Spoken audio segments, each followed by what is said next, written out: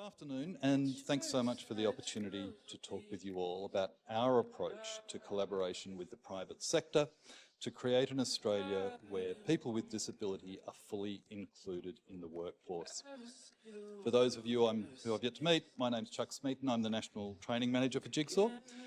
I spent 35 years or so in media, and then only in the last 6 years or so did I move across into the for-purpose space, and only 2 years ago into the disability sector. So this is a pretty new area for me, but I do speak from both sides of the private and social enterprise space. Fighting Chance is our parent company, and it's got a long history of innovation in this area, and since starting in 2009.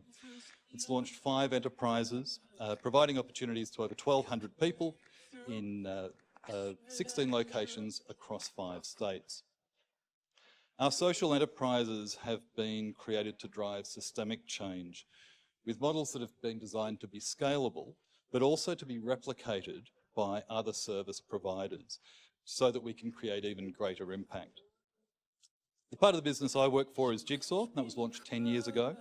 It's a social enterprise that trains and transitions people with disability into mainstream or ward wage employment. And we do this in a real working environment. It's a digitisation business. And our comprehensive employment pathway program supports corporate and government organisations to engage and employ people with disability into skills-aligned roles. But I guess the key thing to look at the start is the landscape of where we're at. And for a start, it's one where we have one of the highest unemployment rates for people living with disability in the OECD, and that hasn't changed for decades. And it's one where 70% of people with a disability who are employed through the government's DES program aren't in their job after 3 months. And we know a lot about some of the barriers that happen here. Many employers lack a clear understanding of the unique attributes and untapped potential that people with disabilities possess. And there's this misconception that disability equates to inability, and which prevents organisations from recognising the value that diverse abilities can bring to the workplace. The private sector often struggles to find accessible pathways to connect with talented individuals with disabilities. Employers are unclear about where to find qualified, job-ready people, or how to engage with networks and organisations that specialise in supporting people with disability in their career development.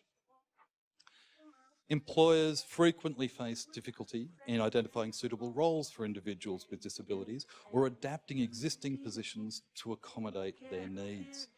This concept of job carving, modifying a role to suit the strengths of an individual, remains unfamiliar and underutilised, hindering opportunities for meaningful employment.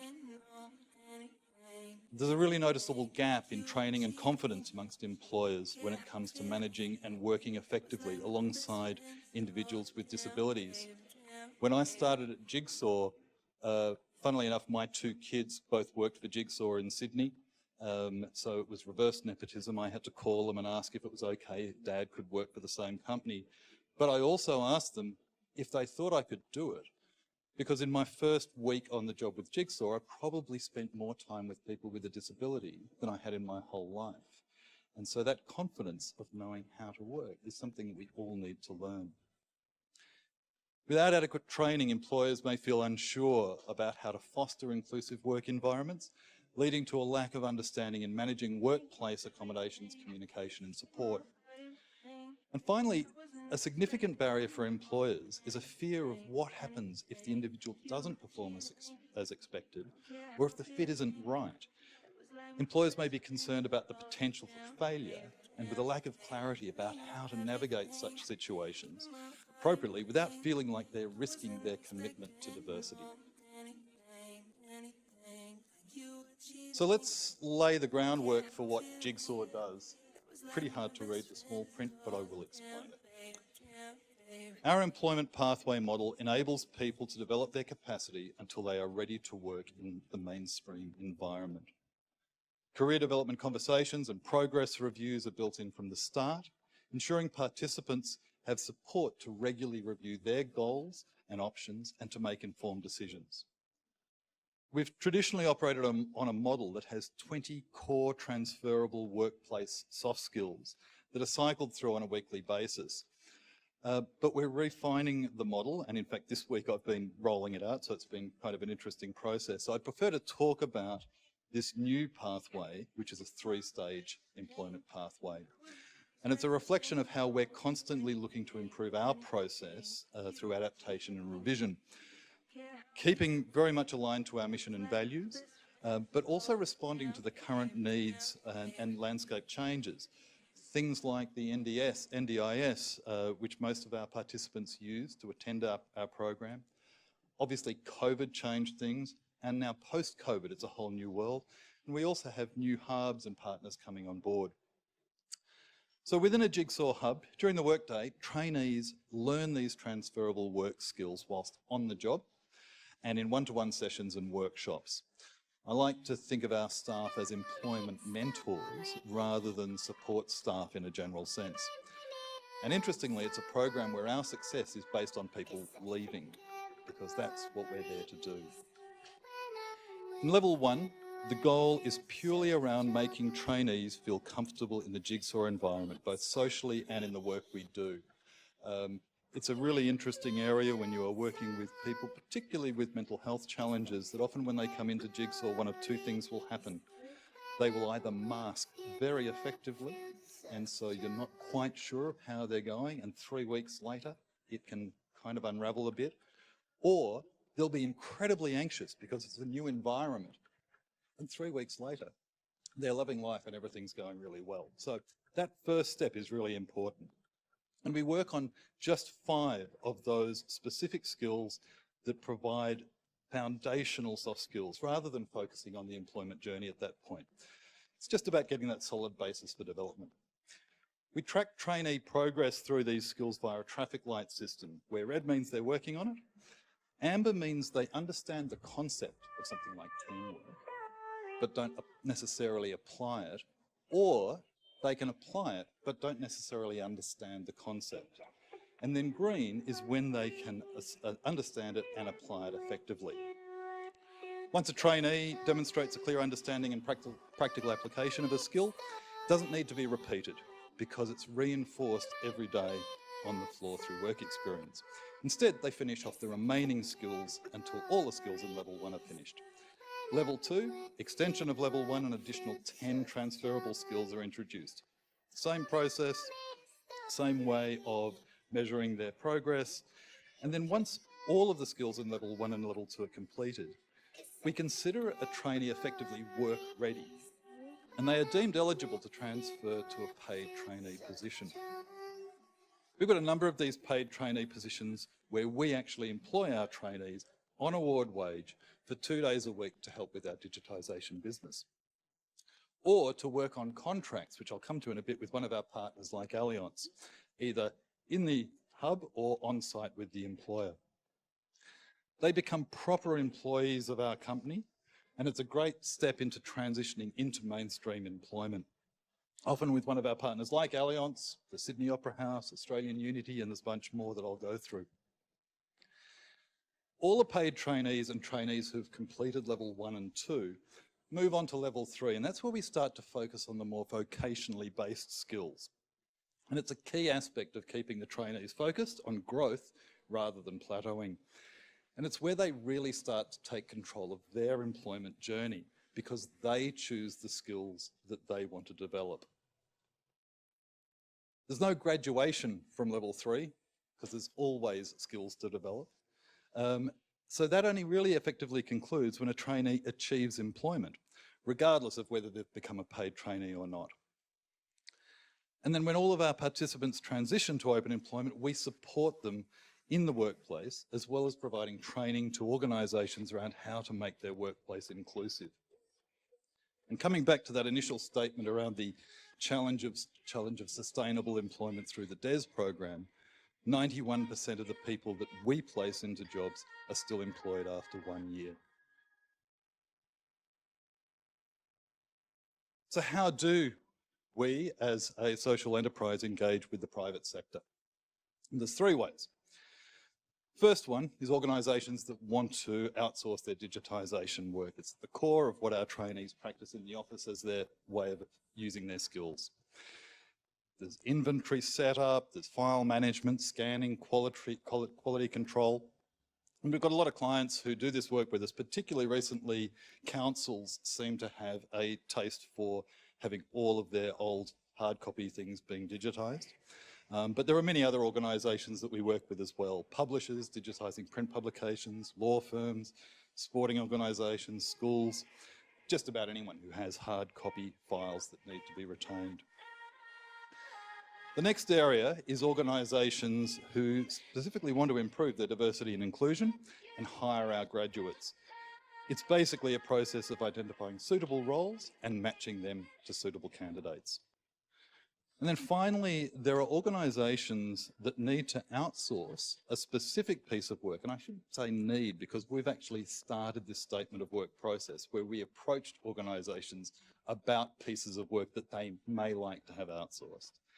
This work is commonly carried out by our paid trainees and can either be on site at their business or in our, with one of our staff actually there supporting and supervising them, or within one of our hubs with a team set up to participate in completing the statement of work. And often it's a combination of these ways, and an initial digitisation contract can lead to a relationship that instigates a statement of work, or a statement of work can lead to an employment opportunity. Excuse me. So, more on how we then work through that partnership model, and hopefully for some of you with your enterprises, whilst we're working on a scale, I think a lot of these things still apply. This one's particularly pertinent in cases where an organisation is looking to hire people, but is modified to suit digitisation projects and statements of work. Phase 0 is very much a discovery phase. It's getting to know the organisation and, most importantly, making sure that the vision and values are aligned around long-term and sustainable employment goals. We identify employment requirements, get a feel for their workplace and any potential issues such as accessibility. We often take trainees with us into the hubs, as my throat is drying up, because it's really good for them to see what it's like there. And there's also an opportunity for employers to come in and tour our hub, or even have the organisation's staff do volunteer days with us. We also provide disability awareness and confidence training to the organisation's key staff. The consultation phase establishes relationships with their key unit stakeholders. It's the starting point of getting into the real detail required. It's almost gone. We start with a workshop around high-level job scoping and job carving. You are a legend. It must have been painful for you to watch.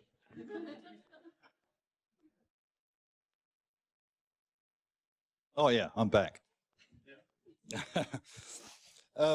So we review the functions and tasks within their organisation, and it can take two forms. There's pre-existing roles where an organisation just wants to add diversity to their teams, but also proactive roles when an organisation wants to improve diversity and is unsure where to start and is actually open to creating new roles to facilitate that transition. If it's a pre-existing role, we assess the skills and tasks required and look at this through a skills matrix to see how that will or potentially won't work with our trainees. Job carving then identifies how different roles could work together to achieve the outcome with subtle changes to a job description. If it's a blank state with a proactive approach to diversity, we'll talk to the various business units in an organisation, what their challenges are and how specific suitable roles could be created to meet their needs. For example, many of our trainees love repetitive tasks, and many organisations' employees in existing roles don't particularly like that. It's a pretty good match. We then start designing potential new roles and what those duties might be, and then into the candidate matching and selection.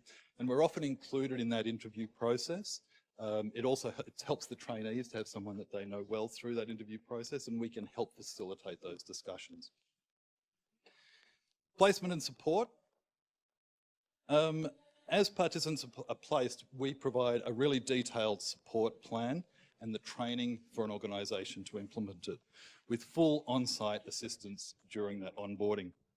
We also provide 12 to 18 months of advice and support from a dedicated transition coordinator. We're increasingly moving towards this 18 months of more structured support. As more of our trainees are in roles for longer, we're getting enough data to show that the 18-month mark is about the time when they're really ready to leave the nest and have that confidence to have that sustainable employment. And then from a sustaining perspective, we never really fully cut ties with our trainees. They're always part of the Jigsaw family, and we continue to work with them on skill development, strategies to overcome obstacles, and just delivering constructive feedback and performance reviews. I'm going to touch on a few case studies now, because this brings it into a more real-world environment.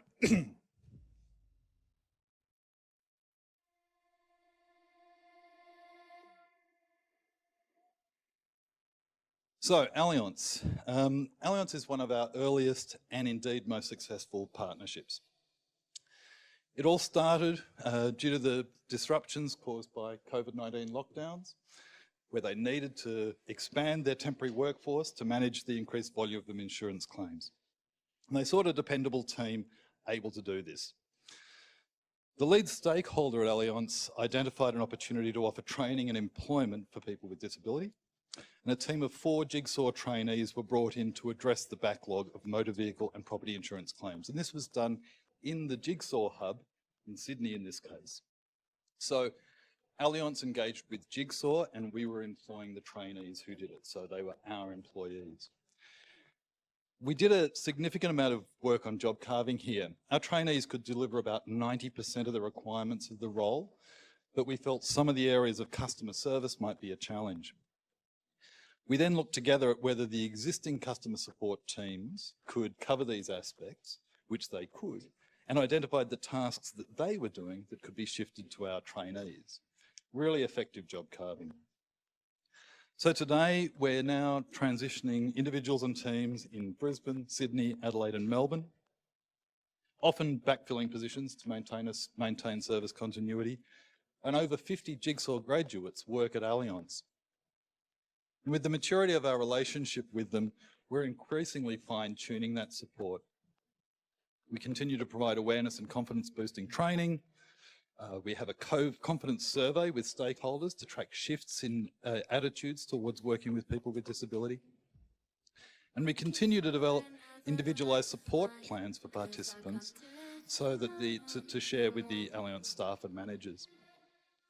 And a real shout out here to Glenn Slater, who's the Senior HR Business Partner at Allianz. He's shown the value in having a real champion inside an organisation so that you get that relationship.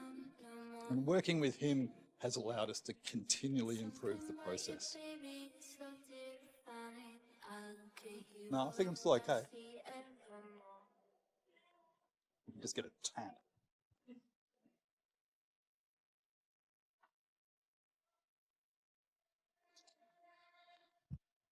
Next one is Coke.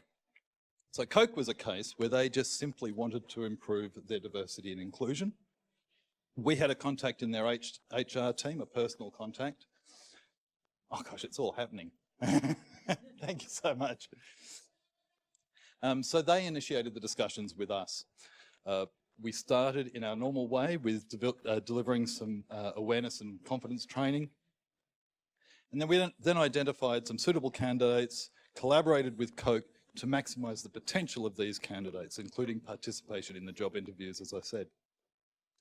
And then the support during that initial phase.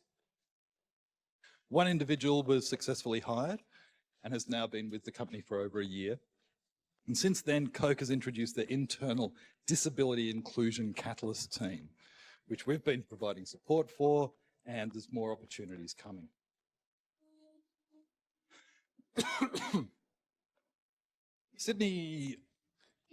Opera House. This is another interesting kind of case where they received a grant aimed at improving their diversity and inclusion. It was a pretty broad grant, but they did have the flexibility to explore initiatives within the disability space. And this is a case where they were looking to create some new roles rather than work with existing jobs. As always, we went through the confidence and awareness training and then some pretty extensive job carving workshops, including interviews with existing staff and existing business units to really highlight again what were the things that were bothering them about their business area that they thought could be solved. We did our normal work then to integrate their team around the whole concept of bringing trainees into the organisation. Today we've got 7 individuals employed there, with 6 still in their roles after 18 months. There's also a really good case where a lot of what we do, because of the training we provide within Jigsaw, it's very much office desk-based jobs. But some people really want to work in customer service areas. So the Opera House was a really good example of that being able to be facilitated. The City of Sydney, they had created a inclusion disability action plan, and they committed to partnering with organisations to create more employment opportunities for people with disabilities like us. And pretty much the same kind of process, discovery phase with them, finding out what they needed, giving them the training to make sure that it all worked smoothly. And we've now got 3 permanent employees who've been there for quite some time. And again, as happens in all these cases, once an organisation sees the success, they continue to look for new opportunities. Westpac's one of my favourite ones. We as an organisation had had a long history with them through their philanthropic arm, and they'd supported Jigsaw's mission since 2016. Following some changes within the ways that they were doing things, there was an increased workload, and they sought Jigsaw's help to enhance that disability inclusion to solve the problem. A statement of work was developed and 4 trainees were assigned to this task working out of the Sydney hub. One of those trainees went on to secure permanent employment on site with Westpac. When another opportunity arose a year later, more trainees were brought into their office this time. But the thing I love about this one was that the Jigsaw graduate who'd first gained employment became the key person in training and onboarding those new trainees into the organisation, just to create that flow through. I just love that one. And again, lots more opportunities there.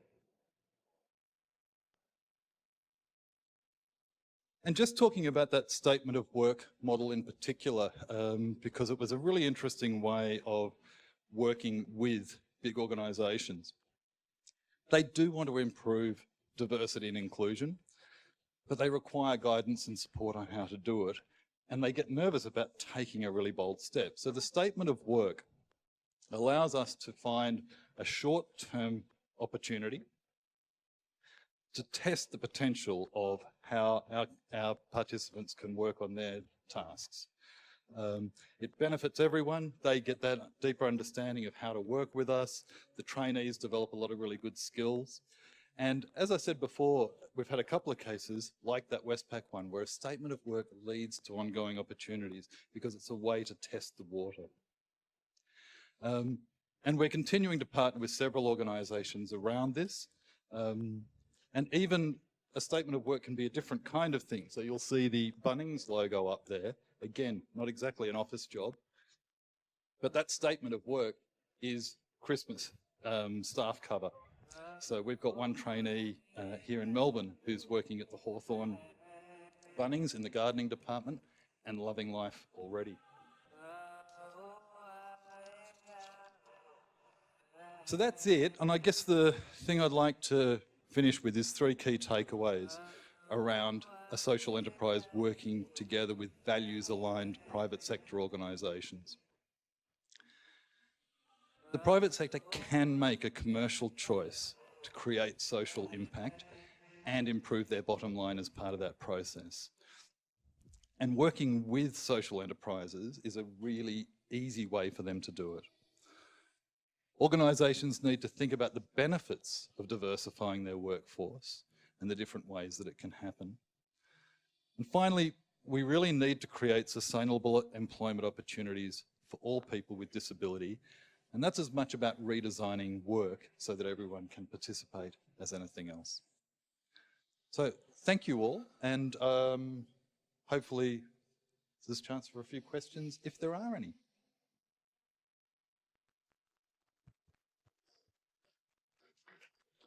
Suddenly now my throat is not dry at all.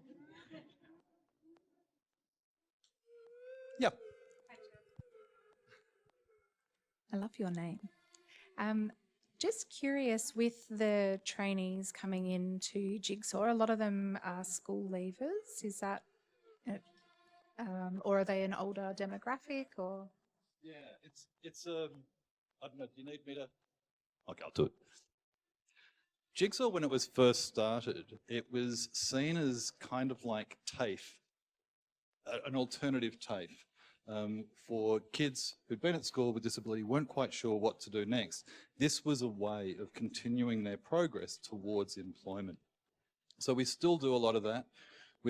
In all hubs, we do school work experience programs where they come for 1 day a week during year 12 for 8 weeks in a row, just to get a feel for what it's like coming to Jigsaw as an opportunity. People who come to Jigsaw, we want them to have a goal of employment, but hey, when you're in your last year of school, none of us really knew what we wanted to do. But as long as that's something, so we do take a lot of younger people, but increasingly we're seeing return to work through acquired disability. So there's a lot of different variation within it. And I think it's something I've said to a few people. I think any organisation, particularly in the disability space, people are very caring. They want to do everything for everyone.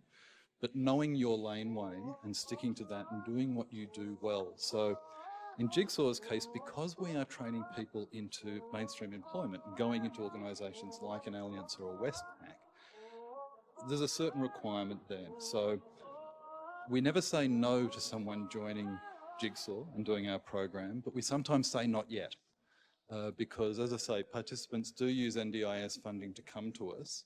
And I think there's a moral obligation on our behalf that if that funding could be better used to help them with, say, some behavioural issues for a while post-school before coming to Jigsaw, that's good. So, yeah, but getting the young ones in is a lot of fun. Yeah. so for the younger ones that are coming through, I know you made the comment about you hope that they have a goal around employment. And I've been around from the Jigsaw earlier days, and I remember conversations about how to support carers who have gone through a process of thinking that their children would never have employment opportunities, and then they suddenly do, and then suddenly the carers lose their identity a bit. Is Jigsaw involved in any collaborations or anything like that that supports the carer side of things? Yeah, look, it really depends on the program, and I think it's, in Sydney in particular, we have another social enterprise that's called Avenue. And Avenue is a similar thing with little micro business units, and it's for people with slightly more complex needs that may need more support. And that is a destination point, so people do work there. So that's an easier transition. In terms of Jigsaw, I think what the organisation is getting much better at doing is understanding those concerns earlier on now. So the constant communication with care teams and families around the transition. It's quite interesting. Sometimes we think a trainee is really ready for work. They think they're ready for work. Care team, not so much, because as you say, there's that identity that goes with it. So that's about conversations. So there's a review every 6 months, and then more in between if we feel we need it, because it is a journey, and you have to take everyone on that, because even people for whom they have full-time care, they can still be in with us because their employment journey will involve that support throughout their life.